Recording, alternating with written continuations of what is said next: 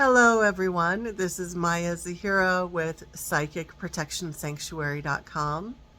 And in today's mini lesson, I'm going to talk a little bit about how the dark forces, negative spiritual forces, take over spiritual and religious communities. How the dark forces take over spiritual and religious communities.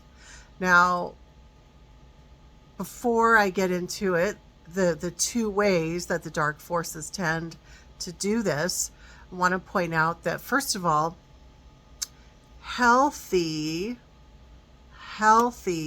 spiritual and religious communities are a threat to the dark forces.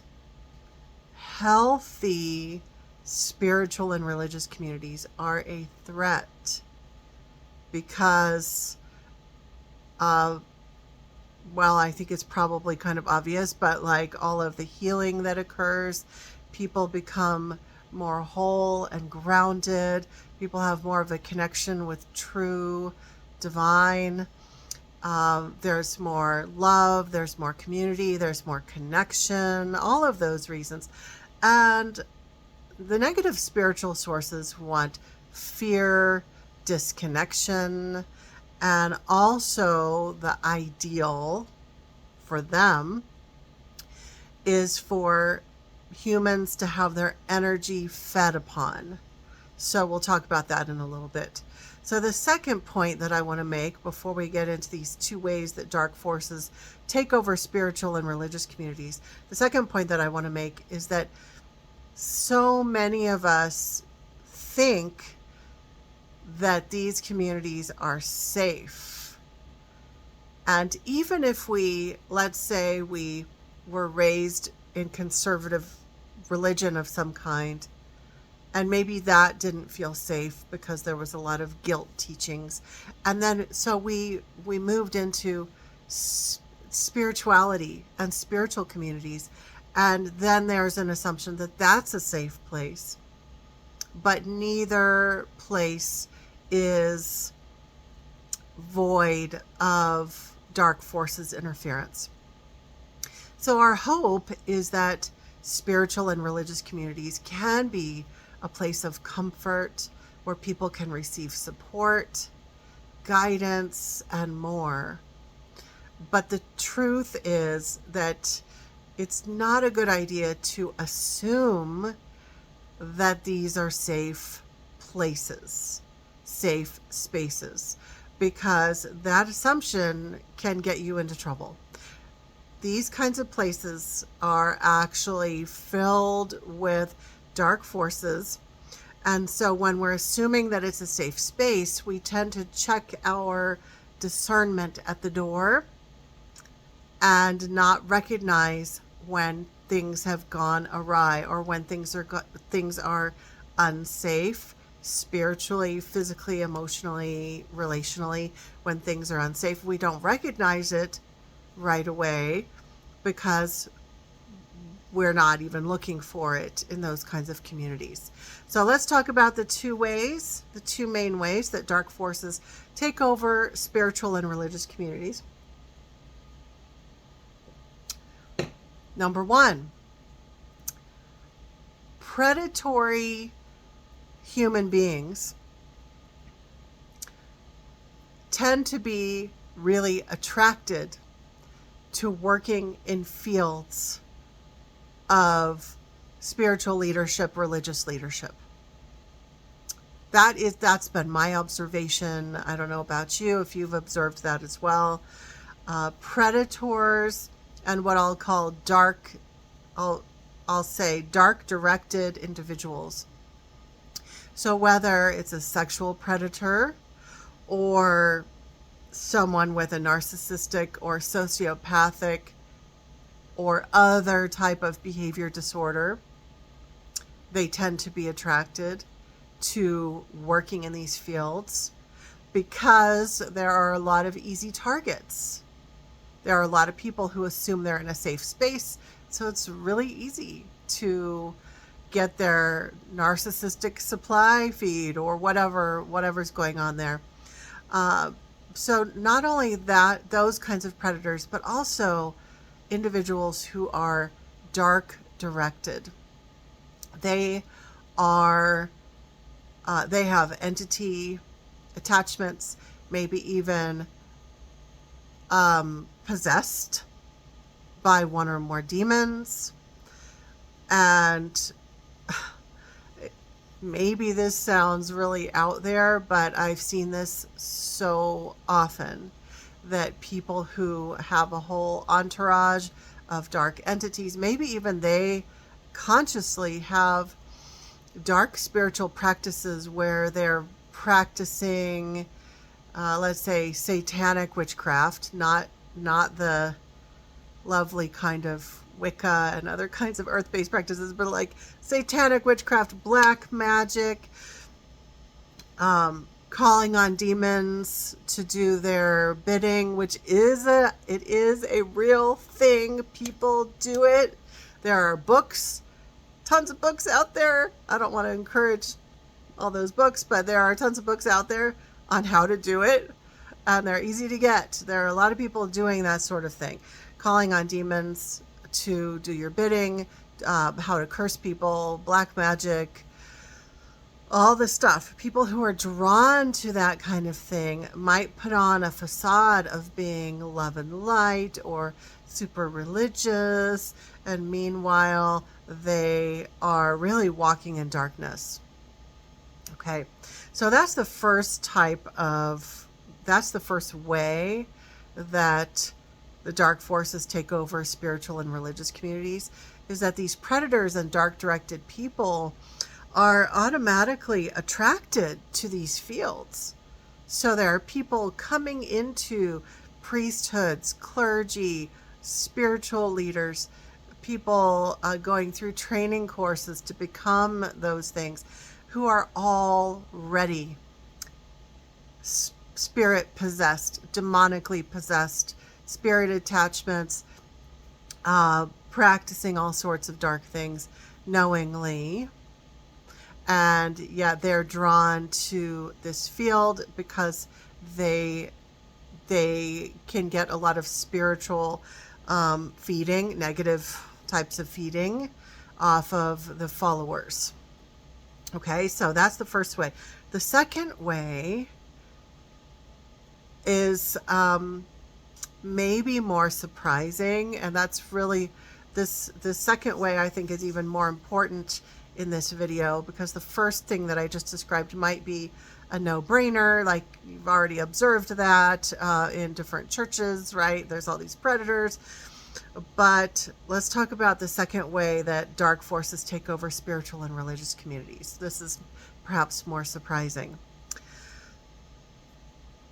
There will be very pure-hearted individuals, people with pure intentions, who end up in a position of spiritual leadership or religious leadership, either way, and they end up becoming hijacked by dark forces after taking on the leadership role. And I've seen this happen a lot, where an individual starts off from a place of pure intentions, a good heart, really wanting to help people. And as they get into their field, the dark forces end up hijacking them, either knowingly or unknowingly. Like they might knowingly basically sign a contract with the dark forces, or it might be more subconscious where they don't realize that they've been hijacked. Either way.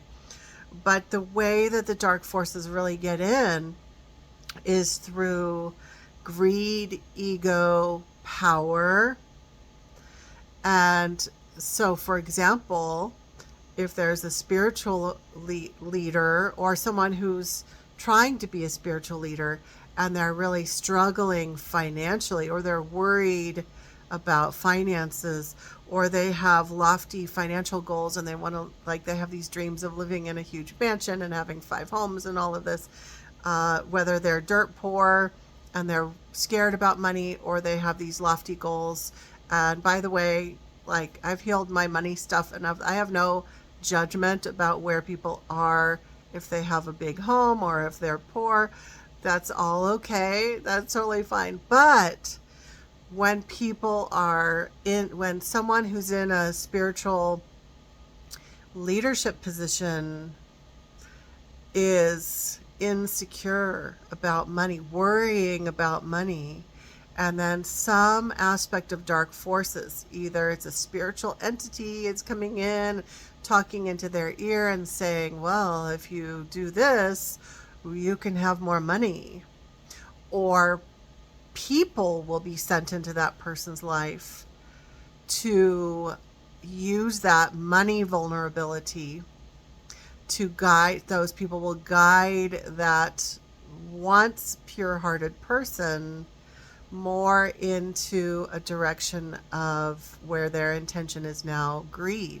Their deeper motivator is greed instead of their true pure intentions that they had in the beginning.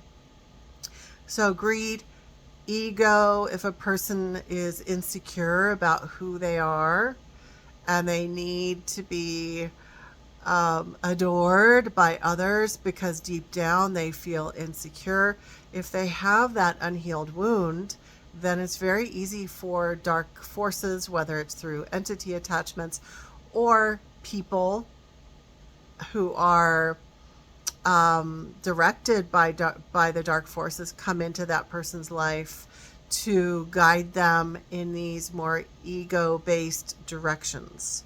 So greed, ego, power, etc.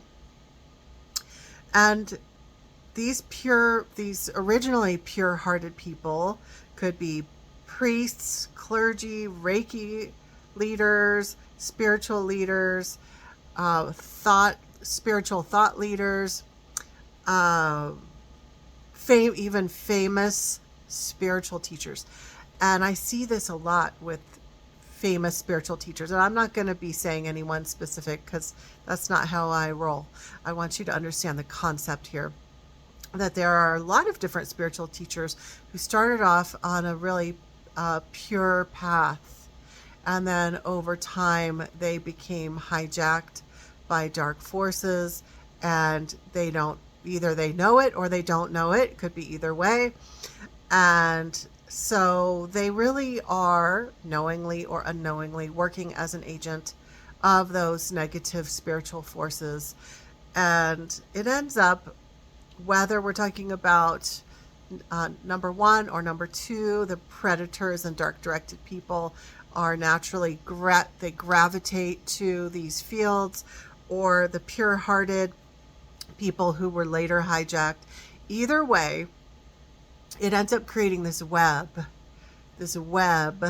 where there's all these spiritual and religious communities that have all these agents of dark forces placed in different places, and they're all energetically connected.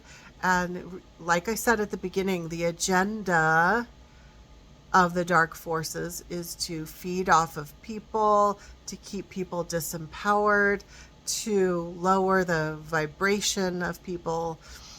So when there are people in leadership roles or other supportive roles in the spiritual communities or religious communities, then it has a direct effect on the followers and the people in that community who are being abused, either overtly or spiritually in some way, fed upon, energy vampirism and that sort of thing within those communities. And so it keeps the entire community network pulled down vibrationally.